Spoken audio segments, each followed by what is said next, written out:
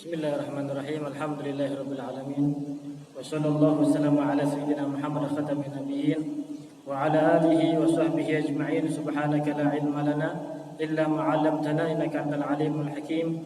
Rabbi shrah li sadri wa yassir li amri wahlul 'uqdatam min lisani yafqahu qawli. Rabbi zidni ilma warzuqni fahma ya rabbal alamin.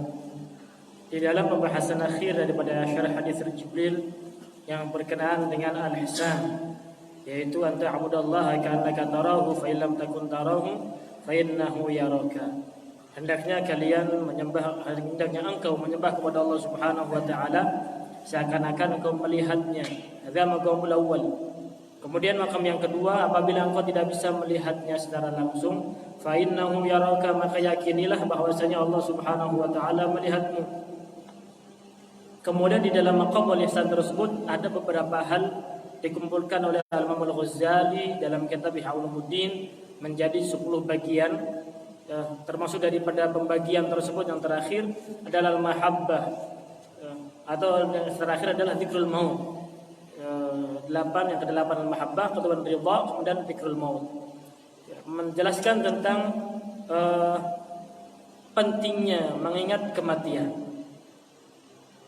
Setelah seseorang mencapai daripada derajat al-mahabbah, derajat cinta atau mencintai kepada Allah Subhanahu wa taala, la yakunu mahbuban illa, tidaklah seseorang menjadi seorang al-mahbub, orang yang dicintai oleh Allah Subhanahu wa taala, melainkan sebelumnya dia mencoba untuk menjadi al-habib, orang yang dicintai oleh Allah Subhanahu wa taala.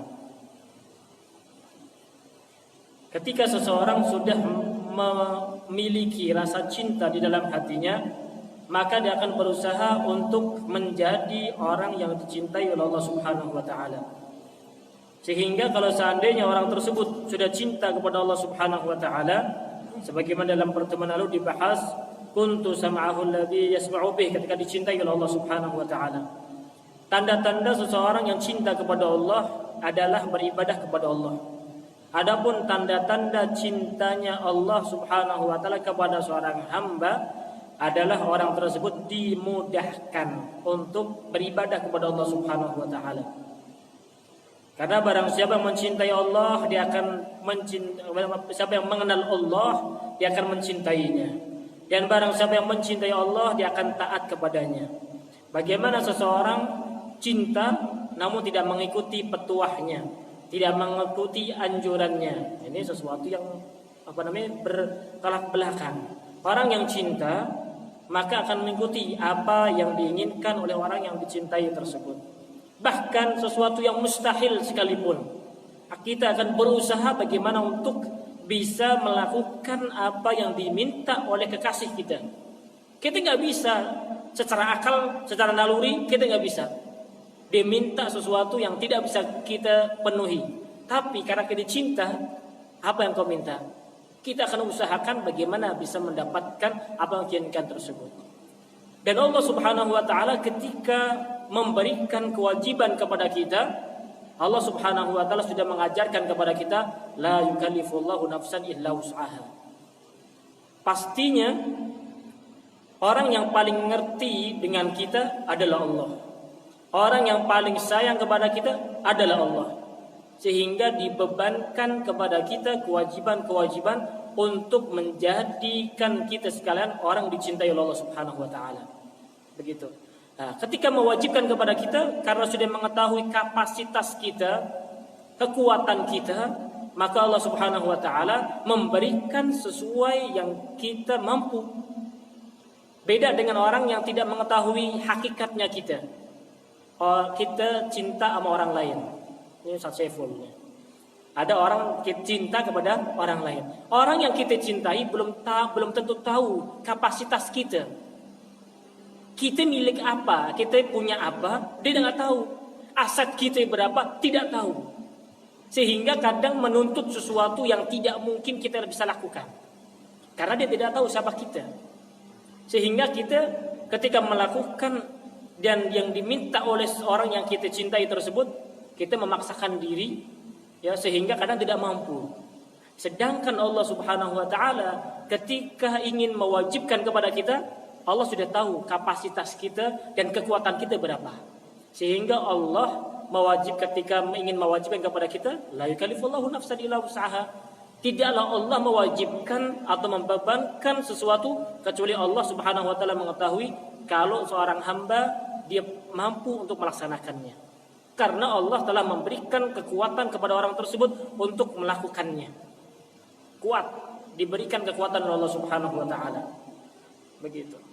Wa man sahhat lahul mahabbah, barang siapa yang sah kecintaannya kepada Allah Subhanahu wa taala, faza bi syarafid dunya wal akhirah, maka dia menjadi orang yang beruntung dengan kemuliaan di dunia dan di akhirat.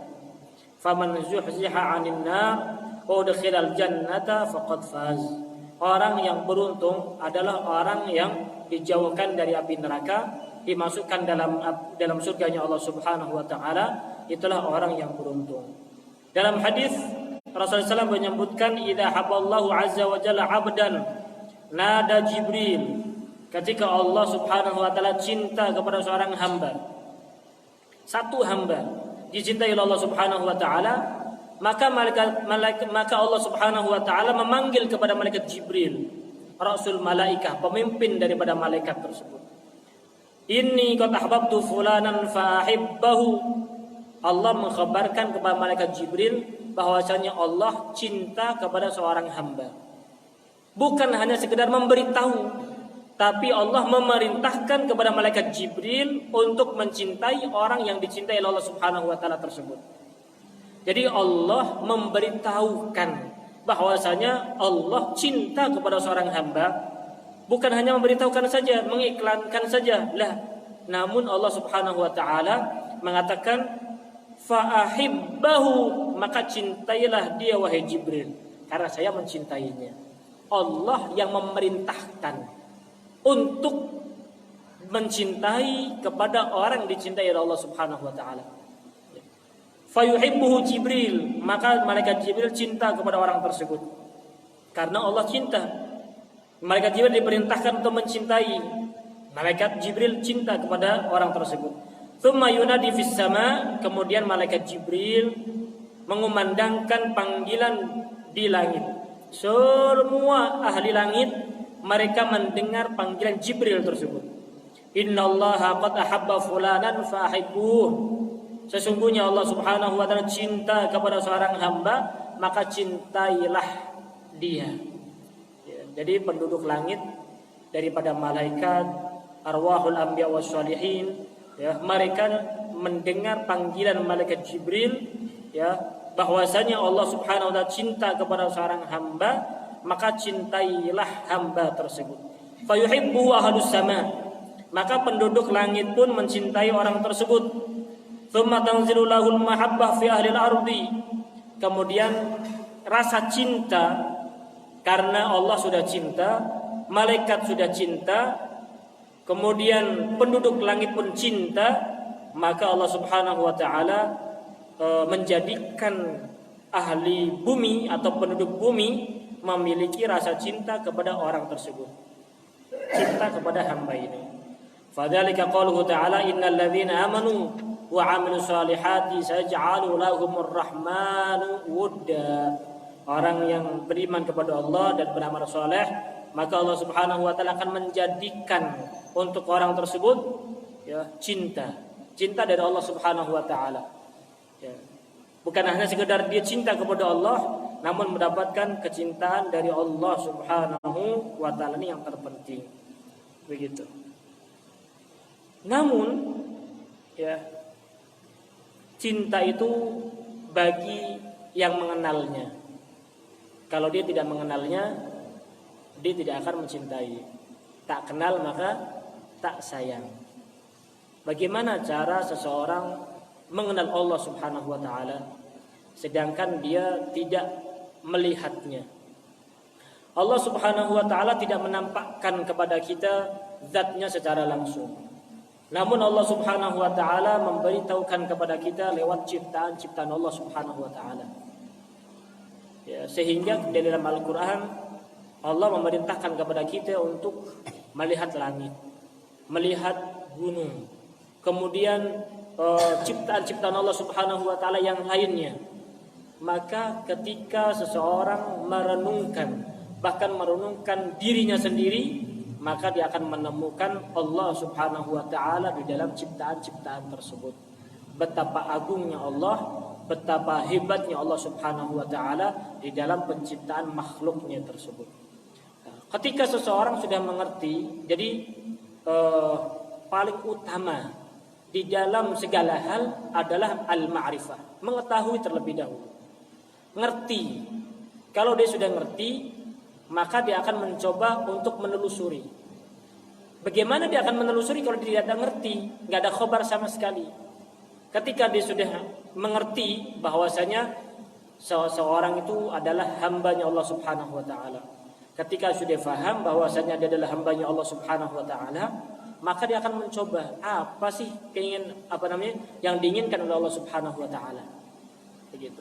Ketika sudah mencoba untuk melakukan apa yang diinginkan oleh Allah Subhanahu wa taala, maka akan timbul rasa cinta kepada Allah Subhanahu wa taala. Ya, kalau nggak kenal ya susah untuk mengungkapkan rasa cinta. Ya, karena cinta ini sesuatu perasaan yang diberikan oleh Allah Subhanahu wa taala kepada siapapun yang dikehendaki, kepada seseorang yang dikehendaki oleh Allah Subhanahu wa taala. Ada seorang cinta kepada lawan jenis. Ada orang cinta kepada orang-orang yang memang memiliki peran di dalam kehidupannya. Karena seseorang bisa cinta itu disebabkan beberapa hal. Bin nawal atau bil jamal. Dengan pemberian anugerah yang diberikan kepada kita, atau dengan ketampanan dan keindahan. Ya, seseorang bisa mencintai orang lain imma bil jamal atau bin nawal. Ya. Jamal, keindahan. Kalau kita ingin mencinta kepada Allah Subhanahu wa taala, kita tidak bisa melihat Allah, namun kita bisa melihat ciptaan-ciptaan Allah Subhanahu wa taala yang begitu indah. Dengan ciptaan Allah Subhanahu wa taala yang kita lihat ini, bahwasanya keindahan Allah Subhanahu wa taala nampak di dalam ciptaan-ciptaan Allah Subhanahu wa taala. Ya, begitu. An-nawal, al-jamal. Ketika sudah memiliki rasa cinta, ya, imam yang kedua adalah bin nawal. Selalu memberikan kebaikan kepada kita. Contoh, ada orang lagi kepepet banget. Ya, butuh duit, kita bantu dia. Perlu duit, bantu dia. Perlu duit, bantu dia. Kira-kira orang yang kita bantu tersebut dengan kita bagaimana? Dia akan cinta kepada kita, ta'zim kepada kita, sayang kepada kita. Kenapa? Karena dia merasa punya balas budi kepada orang tersebut. Nah, kalau dengan manusia saja kita bisa cinta karena dia memberikan kepada kita, membantu kita, bagaimana halnya kalau yang memberikan kepada kita bukan hanya sekali dua kali, namun setiap saat. Wa ma bikum min ni'matin faminallah. Setiap waktu, setiap saat Allah Subhanahu wa taala memberikan anugerahnya kepada kita. Namun kita tidak merasa. Ketika seseorang sudah mengerti kalau dia di dalam lautan kenikmatan, barulah dia menyadari bagaimana untuk bersyukur dan bagaimana akan mencintai. Tapi kalau dia lupa, makanya Rasulullah SAW mengatakan ni'matani maghbulun fihima katsirun minan nas. Ada dua nikmat yang kebanyakan manusia tertipu dengan dua nikmat tersebut. As-sihah wal faragh. Masa sehat dan masa luangnya. Dia tidak merasa kalau itu nikmat. Kapan dia mengetahui kadar kesehatan tersebut? Kalau dia sedang sakit. La ya'lamu qadraha illal marudha. Tidak ada yang mengetahui kadar daripada sehat tersebut kecuali orang-orang yang sakit. Kalau sudah sakit, baru menyadari ternyata berharga itu kesehatan. Ketika dia sehat, nggak tahu kalau itu adalah nikmat dari Allah Subhanahu wa taala. Yang wajib dia syukuri, yang wajib dia tunaikan haknya dari Allah Subhanahu wa taala. Untuk apa diberikan kesehatan tersebut? Ya, kebanyakan manusia lupa. Nanti kalau dia sakit baru dia lupa, baru dia ingat. Ternyata nikmat sehat itu adalah nikmat yang besar dari Allah Subhanahu wa taala. Yang kedua adalah masa luang. Masa luang. Sebelum Allah Subhanahu wa taala memberikan kesibukan kepada kita, sibuk yang tidak berfaedah untuk dunia kita atau akhirat kita bahkan, maka diberikan waktu luang oleh Allah Subhanahu wa taala, gunakan dengan sebaik-baiknya. Banyak orang menganggap waktu luang biasa-biasa aja. Ya, di main game, ya, di berjalan, kemudian dia begini dan sebagainya, karena dia tidak merasa kalau itu nikmat dari Allah Subhanahu wa taala, mengalir begitu aja. Tidak sadar kalau itu adalah nikmat dari Allah Subhanahu wa taala. Kalau seandainya dia sadar itu adalah nikmat dari Allah Subhanahu wa taala, maka keadaannya enggak seperti itu. Dia akan berubah keadaannya. Apa yang diminta oleh Allah Subhanahu wa taala, apa yang harus saya tunaikan dengan nikmat ini, harus seperti itu. Karena dia belum sadar, maka dia belum tahu bagaimana bersyukur kepada Allah Subhanahu wa taala. Maka yang terpenting di dalam kehidupan kita adalah kita menyadarkan diri kita kalau kita ini adalah setiap waktu, setiap saatnya di dalam anugerahnya Allah Subhanahu wa taala. Begitu. Kemudian di dalam pembahasan ini adalah zikrul maut, mengingat kematian. Mengingat kematian itu bukan bilang mati, bukan begitu. Ya. Mengingat kematian adalah suatu amalan, perenungan seseorang, ngerenungin, ingat bahwasanya kita dihidupkan oleh Allah Subhanahu wa taala ada tujuan. Tujuan tersebut adalah imma Allah Subhanahu wa taala memberikan surganya nanti atau nerakanya. Ya. Karena dari situlah, karena muara manusia semuanya itu satu di antara dua, imma jannatun liman ittaqa wa narun liman lam yattaqillaha fasma'an. Imma surganya Allah Subhanahu wa taala atau nerakanya Allah Subhanahu wa taala. Itu semua Allah Subhanahu wa taala menyiapkan kepada orang-orang yang hidup di dunia. Kalau yang tidak diciptakan oleh Allah Subhanahu wa taala, tidak tercipta di dunia, enggak ada bagian dari surganya Allah Subhanahu wa taala. Karena persyaratan untuk masuk surga kehidupan dunia. Ketika Sayyidina Adam alaihissalam diciptakan oleh Allah Subhanahu wa taala, kemudian ditaruh di surga.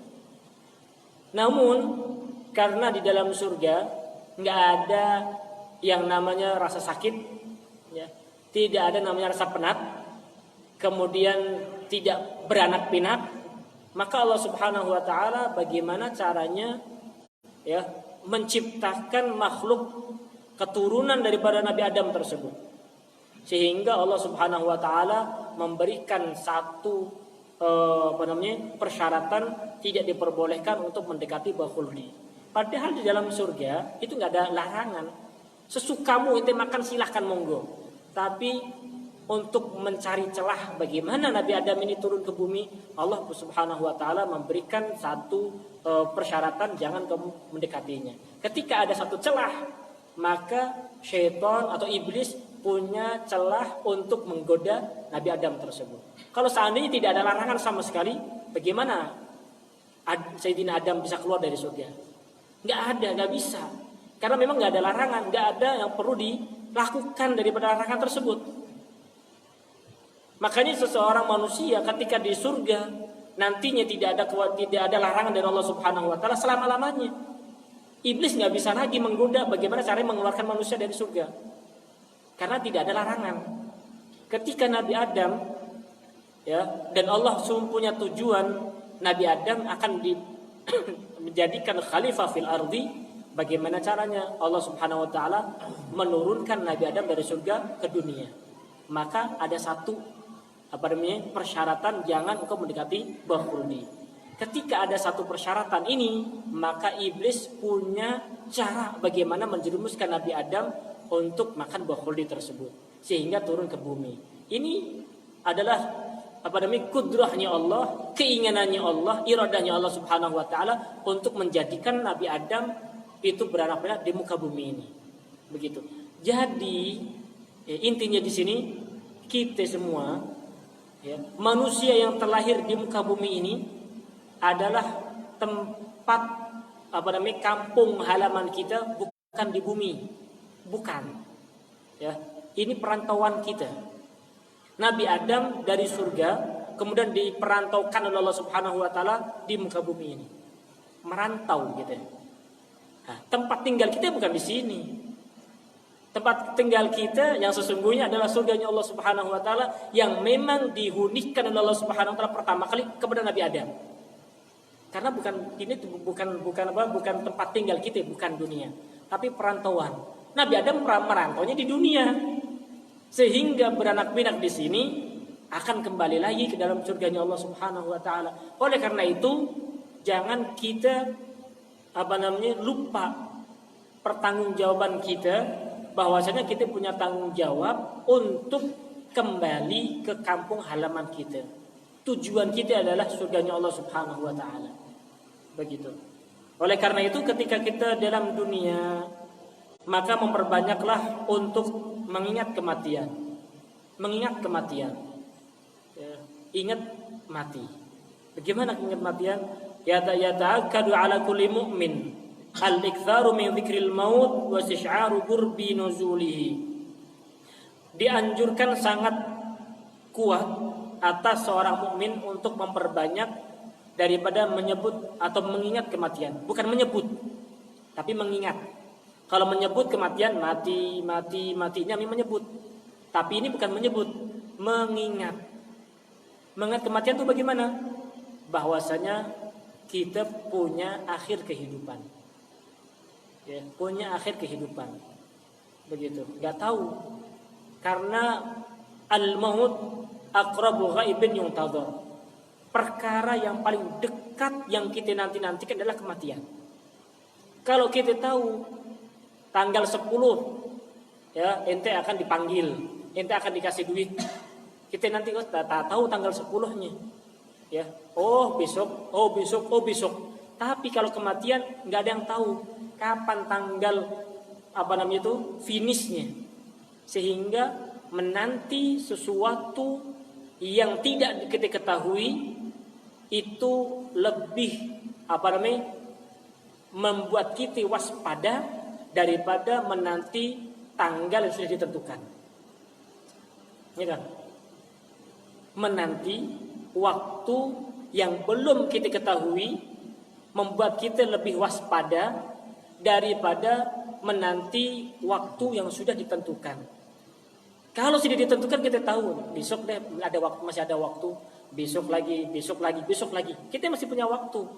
Tapi kalau kita tidak punya waktu yang ditentukan, kapan aja bisa.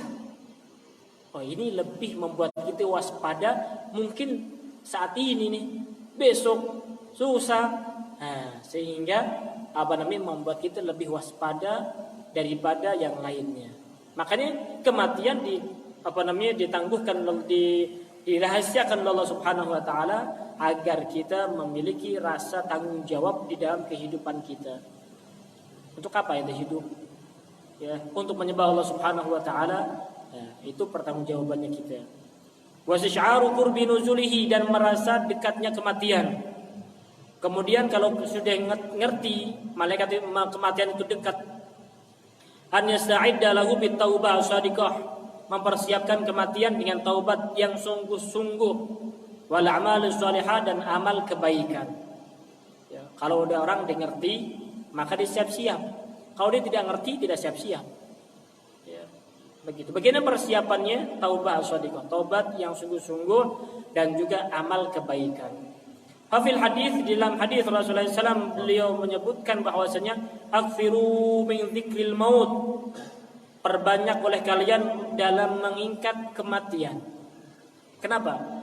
Fa innahu yumahisudz dzunub, karena mengingat kematian itu bisa menghanguskan dosa-dosa kita. Gimana maksudnya?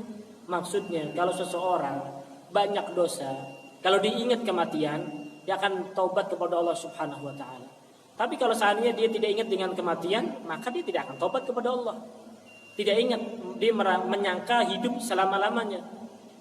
Wa yuzahidu fid dunya, dan membuat seseorang lebih zuhud di dalam dunia. Ya. Kok bisa begitu? Iya.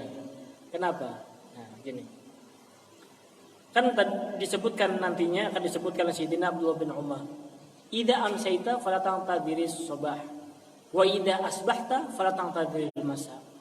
Kalau engkau hidup di sore hari ini sekarang, jangan menunggu pagi. Besok dah ane berbuat baik, besok dah saya berinfak, besok dah saya sedekah, besok dah saya sholat. Waduh, besok. Ya. Kalau di pagi hari jangan menunggu sampai sore. Ya. Sehingga kenapa kok mengingat kematian itu membuat orang zuhud dari dunia? Karena dia menyangka besok ane mati. Besok ane mati. Terus mau ngapain kalau besok mati? Ngumpulin dunia, nyari dunia? Yang enggak lah. Dia akan beribadah kepada Allah Subhanahu wa taala. Seandainya di pagi hari masih hidup, ya, karena diingat kematian, sore pasti Allah dimungkinkan saya mati. Ya. Sehingga dia lebih condong kepada amal akhirat daripada mencari dunia. Zuhud, dia terima apa yang diberikan Allah Subhanahu wa taala dan tidak mencari lebih. Ketika di sore hari begitu terus. Barangkali besok saya mati, barangkali sore saya mati, malam saya mati, besok mati, terus begitu. Kalau nggak sekarang besok, kalau terus seperti itu. Sehingga dia menikmati kehidupannya. Dunia itu milik siapa sih? Ad-dunya lizahidina fiha. Orang dunia itu dimiliki oleh orang yang zuhud dari dunia. Ya, orang yang paling merasa bahagia di dunia bukan yang punya mobil mewah, rumah mega, enggak. Ya, kita tanya sama orang-orang yang memiliki rumah mewah, mobil mega, mereka ogah hidup. Ya, bayar pajaknya mahal, apa semuanya, mereka nggak suka sebenarnya. Ya, hanya gaya kehidupannya dia mereka aja menuntut untuk itu. Enggak nikmat kehidupan mereka.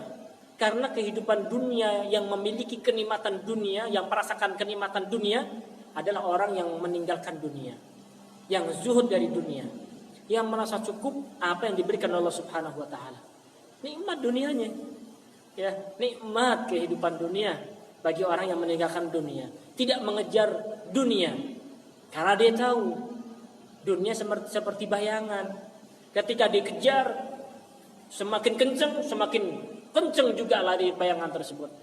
Tapi kalau kita meninggalkannya, kita lari, kita menuju ke akhirat, dunia ngejar kita. Sehingga banyak daripada kaum salihin yang mengatakan, bukan saya cinta kepada dunia, tapi dunia yang cinta kepada saya. Ya, begitu. Bukan saya yang cinta kepada dunia, namun dunia yang cinta kepada saya. Begitu.